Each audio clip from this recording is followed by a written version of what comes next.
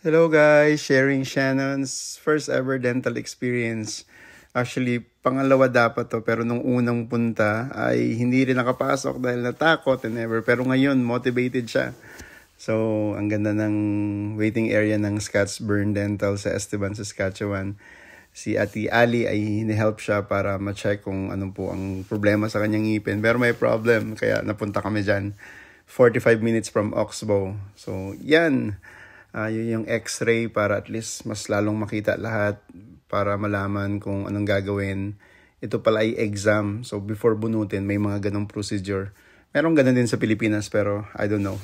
Sobrang iba lang dito. Ayun na. So hindi ako pwedeng lumapit. Pagkatapos dyan, i-check siya ng dentist kung anong recommendation. So nakakatuwa lang. Good thing wala kaming binayaran dahil may insurance. So, meron siyang antibiotic for 7 days. Ayan. Good job, Shannon. Punta tayo sa Delarama. Let's go.